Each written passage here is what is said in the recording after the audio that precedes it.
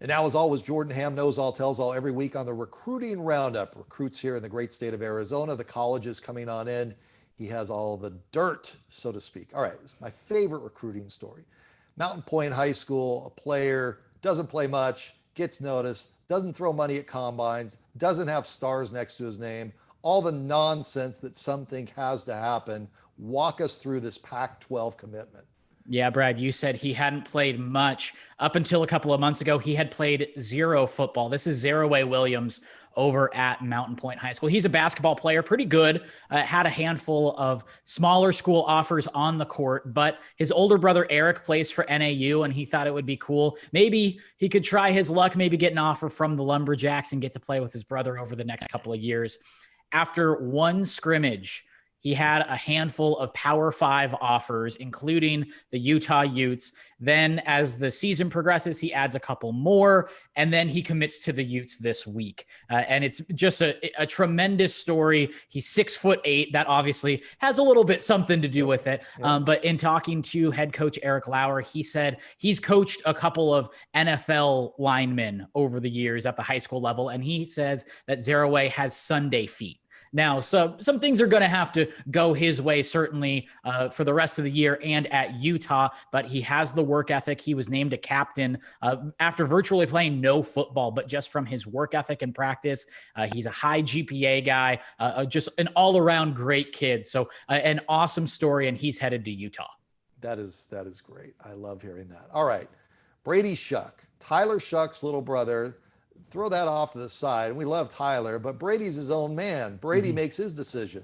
Yeah, Brady is one of the better athletes here in the state over at Hamilton High School. Does so much in the secondary as a wide receiver, in special teams. He's always on the field for Mike Zadebski, and he makes his pledge to NAU this week. A great commitment there for Chris Ball and company as they continue to just hammer home Arizona and get some really good football players. And yet another commitment right down the street to the north of Hamilton over at Chandler High. Yeah, Zion Magaly, much like all the commitments we've had so far, they seem a bit like unsung heroes. You might know some names that come up first on those rosters, but Zion has been so talented as an outside linebacker the last couple of years, has offers throughout the Pac-12, and he made his pledge to Colorado, and he had a huge impact last year for Rick Garrettson's defense and Colorado. New coaching staff here, but Mel Tucker, what he was able to do last year with Jason Harris and Brendan Rice, they're continuing that with the new coaching staff and Carl Durrell and getting a very good player in Zion Magaly. Jordan, I was really interested to see that a quarterback at Blue Ridge ends up getting an offer. And I think this is a terrific story. Last time there was a Blue Ridge player was Chance Cox. And that was a few years back at Arizona State. Quarterback, Blue Ridge offer. Yeah, Chance Cox, more than a few years. It's been quite a while, but another really cool story here. PJ London, the quarterback who is a bit of a dual threat guy, has 6 rushing touchdowns this year, 3 passing, but can get it done in a lot of different ways, and has the size, has a pretty big arm. He adds an offer from NAU. You're seeing the Lumberjacks add some really good players with commitments like Shuck, and now they're continuing to offer some really good players in the state like London as well. So yeah, a really cool story we've seen over the past couple of years. Programs will go far and wide within this state, and there's good football within this state, not just in the suburbs or in Maricopa County, but you'll see guys from Florence, you'll see guys in Tucson, you'll see guys up now in Blue Ridge get offers from some programs here in the state and across the country. Okay, so Brock Purdy's not going to be at Iowa State forever. They keep coming into, they being Iowa State, into the Valley, and they offer a quarterback that many are familiar with.